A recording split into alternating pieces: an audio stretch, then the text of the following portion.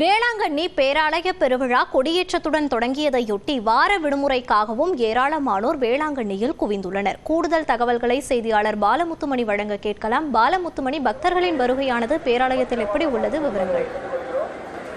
உலக புகழ்பெற்ற வேளாங்கண்ணி புனித ஆரோக்கிய அன்னை பேராலய ஆண்டு பெருவிழா ஆகஸ்ட் 29 கொடியேற்றத்துடன் துவங்கிய நிலையில குறிப்பாக இன்று ஞாயிற்றுக்கிழமை வார விடுமுறை என்பதால் சுற்றுலா பயணிகள் மற்றும் பக்தர்களின் கூட்டம் அதிகமாக உள்ளது என்றே கூறலாம்.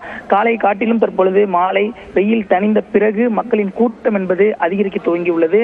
10 நாட்கள் வெகு விமர்சையாக நடைபெறும் திருவிழா கொடியேற்றத்துடன் துவங்கி செப்டம்பர் 8 வரை நடைபெற உள்ளது. இதனை ஒட்டி தமிழகம் மட்டுமல்லாமல் வெளிநாடுகள் மற்றும் கேரளா, ஆந்திரா உள்ளிட்ட வெளி மாநிலங்களிலிருந்தும் ஏராளமானோர் இங்கு வருகை தர துவங்கியுள்ளனர். இதனால் வேளாங்கண்ணி நகர் முழுவதும் மக்கள் கூட்டத்தால் நிரம்பி வழிகிறது என்றே கூறலாம். குறிப்பாக இந்த திருவிழா நாட்களில் கடற்கரையில் குளிக்க சுற்றுலா பயணிகள் மற்றும் பக்தர்களுக்கு அனுமதி மறுக்கப்பட்ட சூழலினால் தற்பொழுது வேளாங்கண்ணி பேராலய முகப்பு பகுதி மற்றும் பழைய மாதா கோவில், நடுத்திட்டு, கடைவீதி உள்ளிட்ட பல்வேறு பகுதிகள் மக்கள் கூட்டத்தால் நிரம்பி வருகிறது. எங்கு பார்த்தாலும் மனித தலைகளாக தெரியக்கூடிய அளவிற்கு மக்கள் கூட்டம் என்பது அதிகரிக்க துவங்கியுள்ளது.